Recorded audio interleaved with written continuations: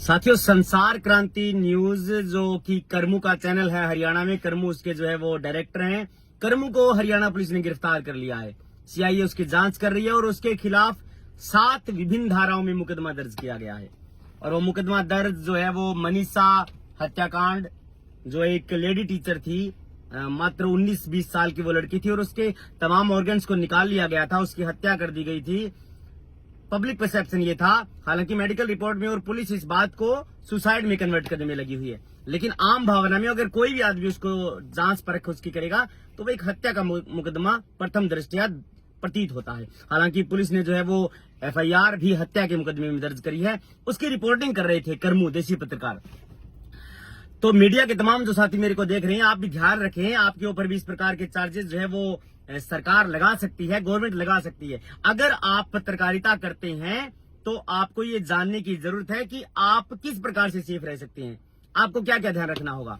हालांकि article 19 freedom of speech and expression जो है वो पहले नंबर पर है। आर्टिकल 19(1) में कि आप बोल सकते हैं, अभिव्यक्ति की आजादी है। उसमें जो है वो 5 है शायद आजादियां, उनमें से एक है।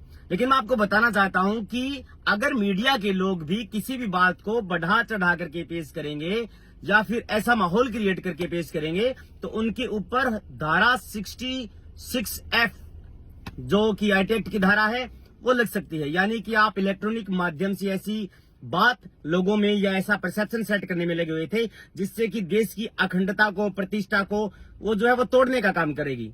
उसमें आजीवन काल की जो है वो सजा है। लेकिन मैं ये नहीं कह रहा कि हालांकि करमू ने जो रिपोर्टिंग करी थी उसमें ऐसी चीजें हो, लेकिन तमाम मीडिया के साथी जो है वो अगर देख रहे हैं तो सबसे पहले आप इस बात को क्लियर कर लें। हालांकि मैं वापस करमू के ऊपर आता हूं तो करमू के ऊपर जो है वो 7 विभिन्न धाराओं में मुकदमा दर्ज किया गया है। अन्य जो धाराएं हैं 6, वो बिलेबल ऑफेंस की धाराएं हैं, यानी कि 7 साल या 7 साल से कम सजा के मामले जिनमें धाराएं बनती हैं। जैसे आप किसी के साथ मारपीट कर देती है नॉर्मल, तो पुलिस आपको गिरफ्तार नहीं करती है।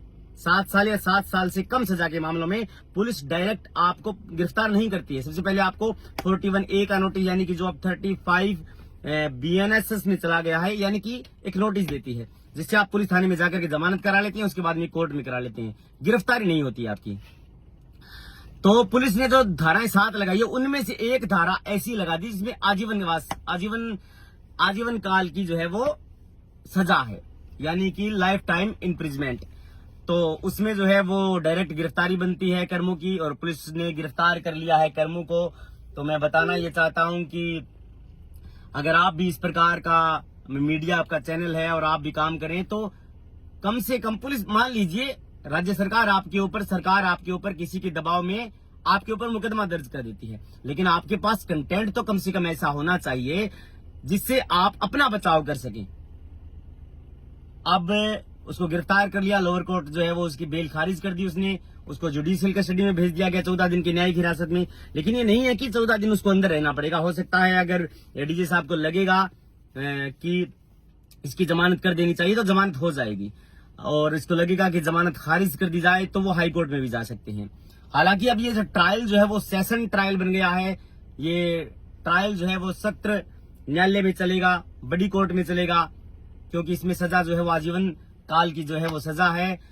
और मैं बताना ये चाहता हूं कि करमू को जब पेश किया गया तो पुलिस ने 1 दिन का रिमांड भी मांगा, और उनका ये फैक्ट था पुलिस का कि हम इनसे रिकवरी करना चाहते हैं। तो उनके वकील ने दलील रखी कि तमाम चीजें हैं वो इलेक्ट्रॉनिक, आप धारा लेकर के आए हो तो तमाम जो चीजें हैं वो तो इलेक्ट्रॉनिक मीडिया या फिर सोशल मीडिया के ऊपर हैं सर, तो आप क्या रिकवरी करना चाहते हो, what you want to recover. तो उसके बाद में जो है 1 दिन का रिमांड भी दिया गया। तो मैं आपको बताना चाहता हूं कि अगर आप भी पत्रकारिता करते हैं, मेरे तमाम जो साथी पत्रकार सुन रहे हैं, आप कम से कम अपने बचाव के लिए ऐसे शब्दों का प्रयोग, ऐसी चीजों का जो है वो बात प्रयोग ना करें, स्पेशली जहां पर आंदोलन चल रहा हो, जिससे कि भड़काव की स्थिति उत्पन्न हो जाए, आपके शब्दों से ऐसा गहरा आघात पहुंचे कि जिससे कि देश की अखंडता पर भारी प्रभाव हो। हालांकि नेताओं के ऊपर भी ऐसी चीजें लग सकती हैं, और मीडिया के जो साथी हैं वो भी ध्यान रखें। आपके लिए बचाव के लिए ऐसी चीजें होनी चाहिए जिससे कि आप बोल सको कि सर हमने तो ये फैक्ट रखे थे। हालांकि पुलिस आपके खिलाफ तमाम एविडेंस कलेक्ट करके तैयार रखेगी ताकि वो मुकदमे को स्ट्रांग बना सके और वो आपको दबाने का काम कर सके। हालांकि करमू को आजीवन कारावास मिले, इसका मतलब ये नहीं कि वो अब आजीवन कारावास में रहेगा, उसकी जो है वो बेल ग्रांट हो जाएगी। हो सकता है कुछ टाइम लगे, क्योंकि धाराएं ऐसी लगा दी है पुलिस ने। अगर 7 साल या 7 साल से कम सजा के मामले होते तो Arnesh Kumar versus state of Bihar में सुप्रीम कोर्ट ने गाइडलाइन जारी करी थी कि पुलिस इस तरीके से गिरफ्तार नहीं कर सकती 7 साल या 7 साल से कम सजा के मामलों में। तो आपको ध्यान रखने वाली बात यह है कि अगर आप बोलेंगे तो कम से कम जांच परख करके ऐसा बोले कि आपकी बोली या फिर आपके द्वारा बोले गए शब्द बीएनएस की धाराओं को रिकवर नहीं करते हो या फिर आईटी एक्ट की धाराओं को जो है वो फुलफिल नहीं करते हो।